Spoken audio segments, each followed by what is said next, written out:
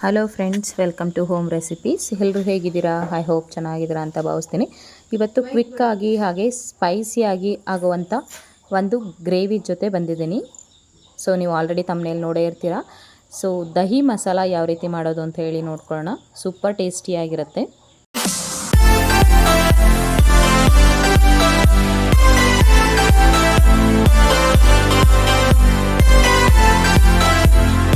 Hello viewers, ಇವತ್ತು special ಆಗಿರುವಂಥ capsicum onion masala dahi ಮಾಡುವ. ಬನ್ನಿ ಇಂಗ್ರೀಡಿಯೆಂಟ್ಸ್ ಏನೆಲ್ಲ ಬೇಕು ಅಂತ ನೋಡ್ಕೊಂಬರೋಣ. ಅದಕ್ಕೆ ಮುಂಚೆ ನನ್ನ ಚಾನಲ್ ಫಸ್ಟ್ ಟೈಮ್ ನೋಡ್ತೀರಾ, ನನ್ನ ಚಾನಲ್ನ ಸಬ್ಸ್ಕ್ರೈಬ್ ಮಾಡ್ಕೊಂಡು ಬೆಲ್ ಬಟನ್ನಲ್ಲಿ ಹಾಲ್ನ ಸೆಲೆಕ್ಟ್ ಮಾಡ್ಕೊಳ್ಳಿ. ಸೊ ದಟ್ ಹೊಸ ವಿಡಿಯೋಗಳು ನೋಟಿಫಿಕೇಶನ್ ಸಿಗುತ್ತೆ. ಇಂಗ್ರೀಡಿಯೆಂಟ್ಸ್ ಏನೇನು ಬೇಕು ಅಂತ ತೋರಿಸ್ಕೊಡ್ತಾ ಇದ್ದೀನಿ, ಬನ್ನಿ ನೋಡುವ. ಸೊ ನಾವೊಂದು ಈ ಮಸಾಲ ಮಾಡೋದಕ್ಕೆ 1 ಕಪ್ನಷ್ಟು ಈರುಳ್ಳಿನ ಸ್ಲೈಸ್ ಆಗಿ ಕಟ್ ಮಾಡಿ ಹಾಕೊಂಡಿದ್ದೀನಿ. ಅದಕ್ಕೆ ಜೊತೆಗೆ 1 ಕ್ಯಾಪ್ಸಿಕಮ್ನ ತಗೊಂಡಿದ್ದೀನಿ ದಪ್ಪದ್ದು. ಜೊತೆಗೆ 3 ಟೇಬಲ್ ಸ್ಪೂನ್ ಅಷ್ಟು ಮೊಸರನ್ನ ತಗೊಂಡಿದ್ದೀನಿ. ಅದ್ರ ಜೊತೆಗೆ 1 ಟೇಬಲ್ ಸ್ಪೂನ್ ಅಷ್ಟು ಜೀರಿಗೆ, ಹಾಗೆ 1 ಟೇಬಲ್ ಸ್ಪೂನ್ ಅಷ್ಟು ಸಣ್ಣಗೆ ಹೆಚ್ಕೊಂಡಿರುವಂತ ಬೆಳ್ಳುಳ್ಳಿನ ತಗೊಂಡಿದ್ದೀನಿ. ಹಾಗೆ 2 ಟೇಬಲ್ ಸ್ಪೂನ್ ಅಷ್ಟು ಶೇಂಗಾನ ತಗೊಂಡಿದ್ದೀನಿ. ಅದಕ್ಕೆ ಜೊತೆಗೆ 2 ಟೇಬಲ್ ಸ್ಪೂನ್ ಅಷ್ಟು ಆಯಿಲ್ ನ ತಗೊಂಡಿದ್ದೀನಿ. ಅದ್ರ ಜೊತೆಗೆ ನಾನು ಮಸಾಲಾನ ತಗೊಂಡಿದ್ದೀನಿ, ನೋಡ್ತಾ ಇರ್ಬೋದು. 1 ಟೇಬಲ್ ಸ್ಪೂನ್ ಅಷ್ಟು ಧನಿಯಾ ಪುಡಿ, ಹಾಗೆ 1 ಟೇಬಲ್ ಸ್ಪೂನ್ ಅಷ್ಟು red chilli powder, 1 table spoon ಅಷ್ಟು ಗರಂ ಮಸಾಲ, ಹಾಗೆ 1 ಟೇಬಲ್ ಸ್ಪೂನ್ ಅರಿಶಿನ ತಗೊಂಡಿದ್ದೀನಿ. ಸೊ ಬನ್ನಿ ಹೇಗ್ ಮಾಡೋದು ಅಂತ ನೋಡ್ಕೊಂಡು ಬರೋಣ. 2 ಟೇಬಲ್ ಸ್ಪೂನ್ ಅಷ್ಟು ಶೇಂಗಾನ ಹಾಕೊಂಡು ಡ್ರೈ ರೋಸ್ಟ್ ಮಾಡ್ಕೊತಾ ಇದ್ದೀನಿ. ಲೋ ಟು ಮೀಡಿಯಂ ಫ್ಲೇಮ್ ಮೇಲೆ ಇಟ್ಕೊಂಡು ಡ್ರೈ ರೋಸ್ಟ್ ಮಾಡ್ಕೊಳ್ಬೇಕಾಗುತ್ತೆ.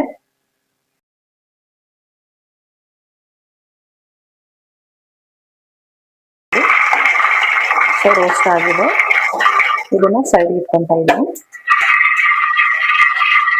ಸಣ್ಣದಾಗಲಿಕ್ಕೆ ಇದನ್ನು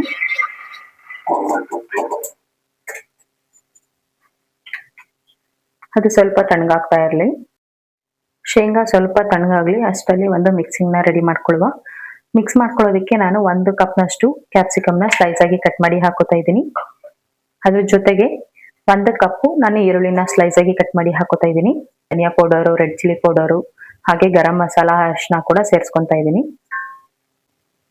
1 ಟೇಬಲ್ ಸ್ಪೂನ್ ಆಗುವಷ್ಟು ಎಣ್ಣೆನ ಹಾಕೊಂಡು ಈ ಒಂದು ಮಿಕ್ಸಿಂಗ್ ನ ಮಾಡ್ಕೊಳ್ಬೇಕಾಗತ್ತೆ.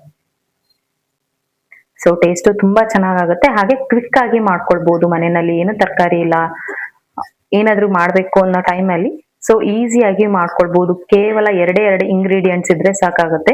ಸೊ ತುಂಬಾ ಟೇಸ್ಟಿ ಆಗಿರುವಂತ ಒಂದು ದಹಿ ಮಸಾಲಾನ ನಾವು ಪ್ರಿಪೇರ್ ಮಾಡ್ಕೋಬಹುದು. ಸೊ ಬೆರಳು ಚಿಪ್ಪುವಷ್ಟು ರುಚಿಯಾಗಿರುತ್ತೆ ಮಸಾಲೆ ಮಾತ್ರ. ಸೊ ಎಂಡ್ವರೆಗೂ ಸಿಪ್ ಮಾಡದೆ ವಿಡಿಯೋನ ನೋಡಿ ಹೇಗ್ ಮಾಡ್ತೀನಿ ಅಂತ ಹೇಳಿ ತೋರಿಸ್ಕೊಡ್ತೀನಿ. ಹಾಗೆ ಈಸಿಯಾಗಿ ಮಾಡ್ಕೊಳ್ಬಹುದಾದಂತ ರೆಸಿಪಿ ಇದು. ಸೊ ಮಿಕ್ಸಿ ಆಗಿದೆ, ನೋಡ್ತಾ ಇರ್ಬೋದು. 1 ನಿಮಿಷ ನೆನೆಯೋದಕ್ಕೆ ಬಿಡೋಣ.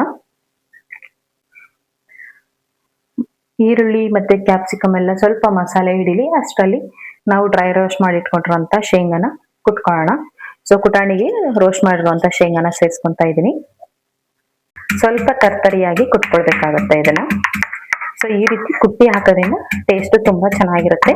ಸೊ ನೀವು ಸಮಯ ಇಲ್ಲ ಅಂತಂದವರು ಸ್ವಲ್ಪ ಗ್ರೈಂಡ್ ಮಾಡಿ ಕೂಡ ಹಾಕೋಬಹುದು ಮಿಕ್ಸಿನಲ್ಲಿ ತರ್ತರಿಯಾಗಿ. ನೋಡ್ತಾ ಇರ್ಬೋದು, ಇಷ್ಟು ತರ್ತರಿಯಾಗಿ ಕುಟ್ಕೊಂಡ್ರೆ ಸಾಕಾಗುತ್ತೆ. ಸೊ ಈ ಕುಟ್ಕೊಂಡಿರುವಂತ ಶೇಂಗಾನ ನಾನು ಇದಕ್ಕೆ ಸೇರಿಸ್ಕೊಂತಾ ಇದ್ದೀನಿ. ಇವಾಗ ಕುಟ್ಕೊಂಡಿರುವಂತ ಶೇಂಗಾನ ಇದಕ್ಕೆ ಮಿಕ್ಸ್ ಮಾಡ್ಕೊಳ್ಳೋಣ. ಶೇಂಗಾನ ಹಾಕಿ ರುಚಿಗೆ ತಕ್ಕಷ್ಟು ಉಪ್ಪನ್ನು ಕೂಡ ಇವಾಗಲೇ ಸೇರಿಸ್ಕೊಳ್ಬೇಕಾಗತ್ತೆ. ಮಿಕ್ಸ್ ಮಾಡ್ಕೊಳ್ತಾ ಇದ್ದೀನಿ. ಬನ್ನಿ ಬೆಣ್ಣೆನ ರೆಡಿ ಮಾಡ್ಕೊಳ್ಳೋಣ.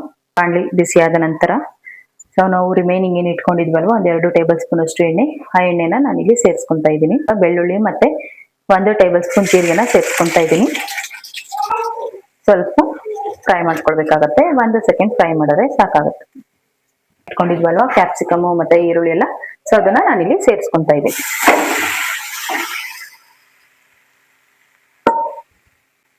ಮಸಾಲೆಗೆಲ್ಲ ಆಲ್ರೆಡಿ ಉಪ್ಪು, ಖಾರ ಎಲ್ಲ ಮಸಾಲೆನ ಸೇರಿಸ್ಕೊಂಡಿದೀವಿ. ಇಲ್ಲಿ ಯಾವುದೇ ಎಕ್ಸ್ಟ್ರಾ ಮಸಾಲೆನ ಹಾಕೋ ಅವಶ್ಯಕತೆ ಇರೋದಿಲ್ಲ. ಸೊ ಮಿಕ್ಸ್ ಮಾಡ್ಕೊಂಡಿರೋ ಅಂತ ಈರುಳ್ಳಿ ಮತ್ತೆ ಕ್ಯಾಪ್ಸಿಕಮ್ನ ಹಾಕೊಂಡು ನೀಟಾಗಿ ಮಿಕ್ಸ್ ಮಾಡ್ಕೊಳ್ಬೇಕಾಗತ್ತೆ.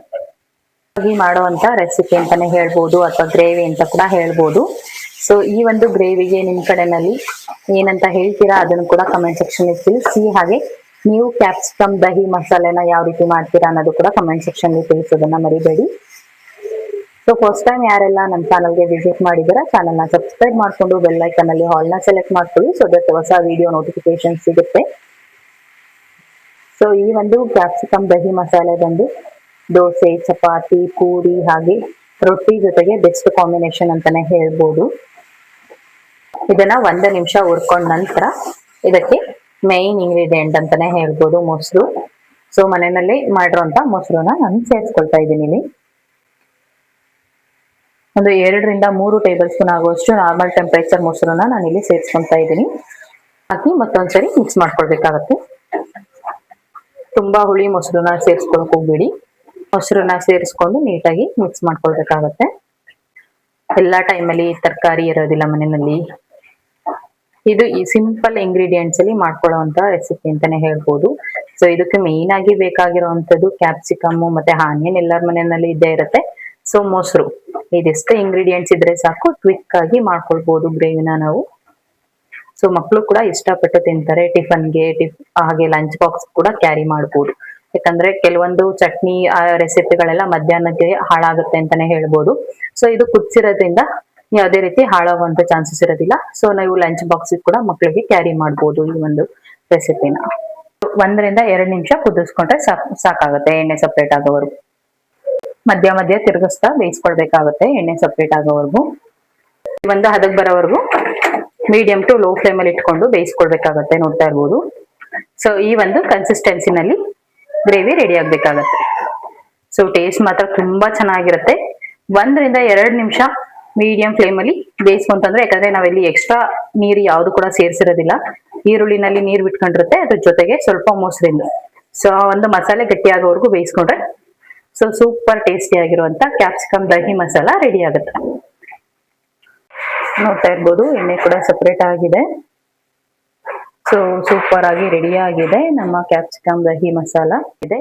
ಸೊ ಟೆಕ್ಸ್ಚರ್ ಕೂಡ ತುಂಬಾ ಚೆನ್ನಾಗಿದೆ, ಒಳ್ಳೆ ಆರೋಮ ಕೂಡ ಬರ್ತಿದೆ. ಸೊ ನಾನು ಇದನ್ನ ದೋಸೆ ಜೊತೆ ಸರ್ವ್ ಮಾಡ್ತಾ ಇದ್ದೀನಿ. ಬನ್ನಿ ಟೇಸ್ಟ್ ಮಾಡುವ. ನಾನು ದೋಸೆ ಜೊತೆ ಸರ್ವ್ ಮಾಡ್ತಾ ಇದ್ದೀನಿ. ಸೊ ದೋಸೆ ಜೊತೆಗಂತೂ ತುಂಬಾನೇ ಚೆನ್ನಾಗಿತ್ತು ಅಂತಾನೆ ಹೇಳ್ಬೋದು. ಹಾಗೆ ಕ್ವಿಕ್ ಆಗಿ ಮಾಡ್ಕೋಬಹುದು. ಒಂದು 2 ರಿಂದ 3 ನಿಮಿಷದಷ್ಟೊಳಗೆ ರೆಡಿ ಆಗುವಂತ ರೆಸಿಪಿ ಅಂತಾನೆ ಹೇಳ್ಬೋದು. ಬನ್ನಿ ಟೇಸ್ಟ್ ಮಾಡುವ. ಆಹಾ, ಒಳ್ಳೆ ಘಮ ಅಂತೂ ಬರ್ತಿದೆ.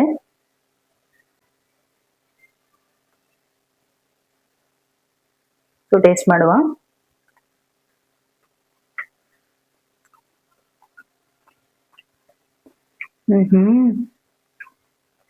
ಉಪ್ಪು ಖಾರ ಹುಳಿ ಪರ್ಫೆಕ್ಟ್ ಆಗಿದೆ.